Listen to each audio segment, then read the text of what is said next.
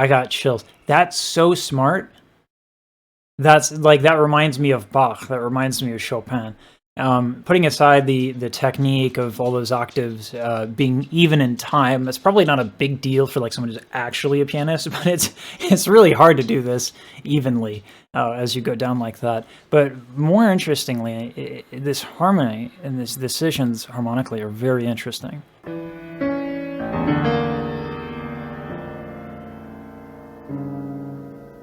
Like, I could be listening to Glenn Gould do, you know, The Art of the Fugue. I've made some bad rhymes.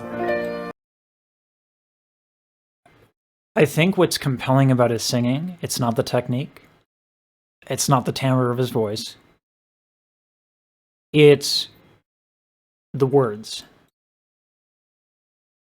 This is no wonder why people really, really respect and appreciate him. The greatest advice that I ever got was that if you sing to impress, you're going to be held to an impossible standard on every single phrase. And even if you do it perfectly, technically perfect, it's going to feel like, okay, they did it. You know what I mean? But if you sing, it's not even singing to express. I would say singing to communicate. Many places in my life and time.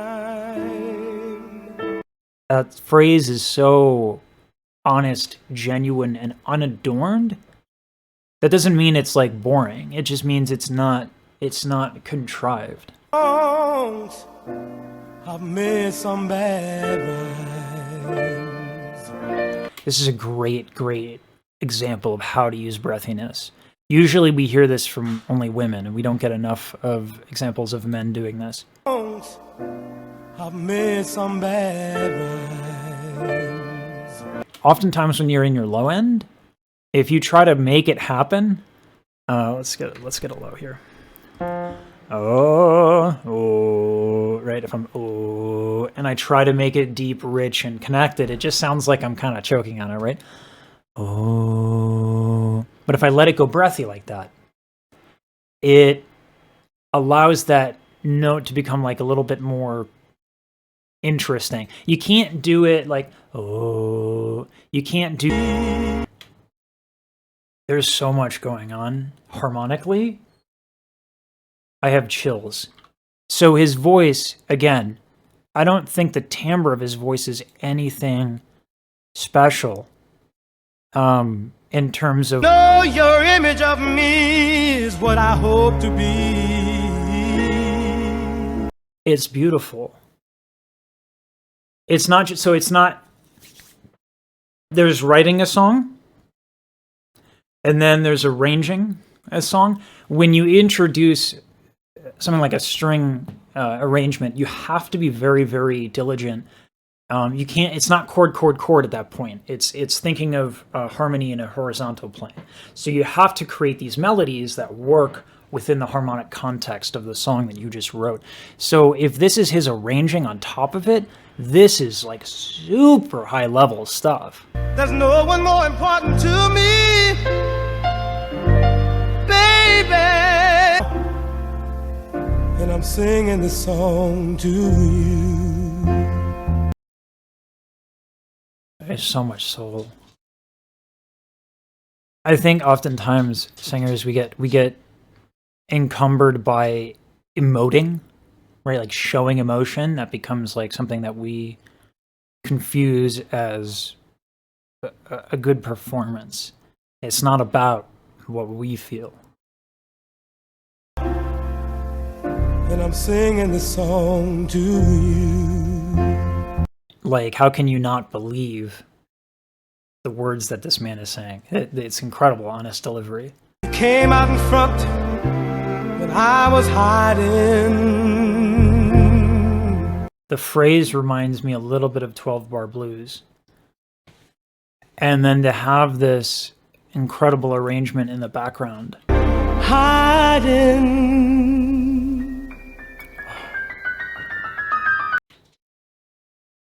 Wow. One of the really, really one of the first ways that you, as a composer, and I only know this because my roommate in college was a composer, and I really like written theory, so I would like go to a lot of the counterpoint composition stuff with him, and we would sit down and talk about it until the early morning because we're nerds. One of the more interesting ways to get people to like to lift their eyebrow, like to make them whoa, what's going on, is to have a cadence, and a cadence is just as simple as like this. So that 5, that's a cadence, right? In tonal music, pretty much every phrase ends with a 5 and a 1. But you can elongate things by avoiding the 5. And that's what he does here. He gets to the end of the phrase. My love is in there hiding. Hiding, radar, so do. Right? So that we're on 5. We're on 5. We're waiting to go back to 1. We're ready for it to go back to 1. Nope. Donny Hathaway says you can't have 1.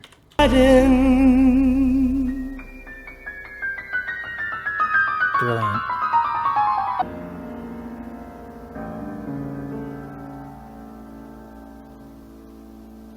That's genius.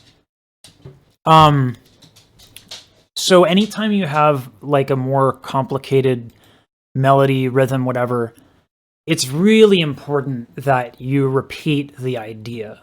Like, don't add new ideas. The idea you have in here is like sophisticated enough. It's enough. And if you throw too many more ideas like that in there, people are going to get lost unless they're like really, really solid musicians. And at that point, it's just kind of like a harmony exercise, right? Anya, I'm recording. We're talking about Donny Hathaway.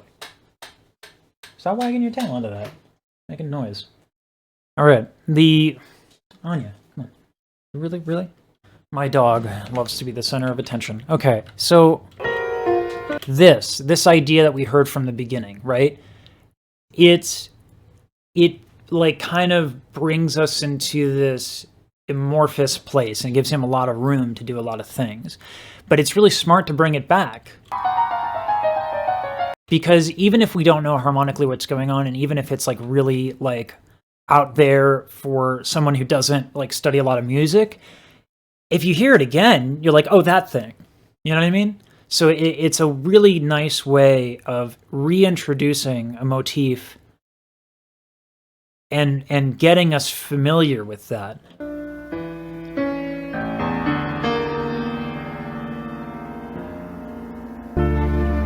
I love you in a place where there's no...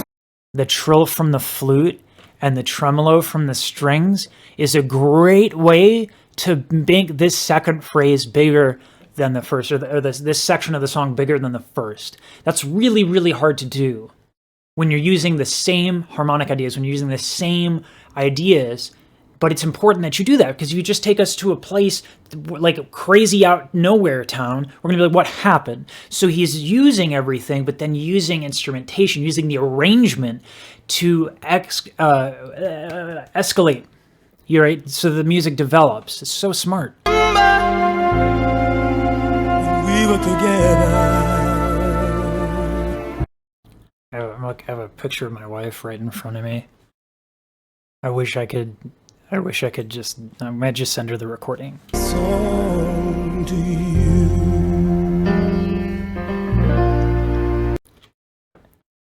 The use of melody to do that sort of blues phrasing in the vocals, to also have this incredible instrumentation.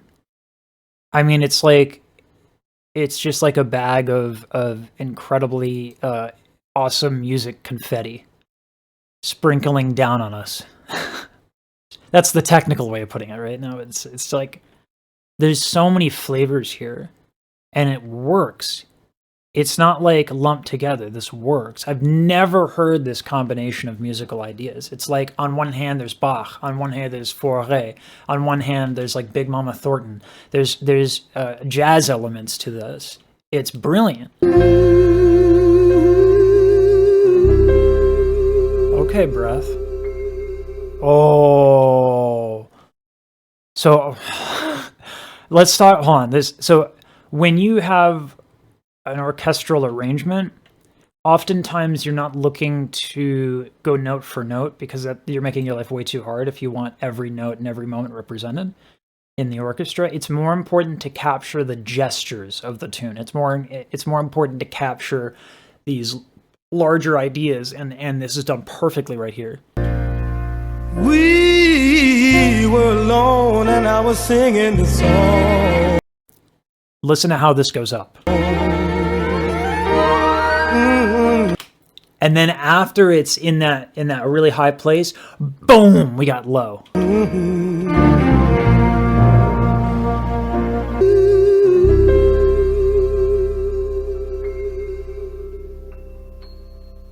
That's so hard to tie off there. That's excellent technique, but it's also like, it's so honest.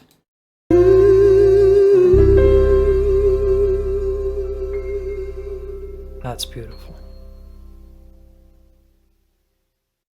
Wow. Okay. I'm down to listen to more.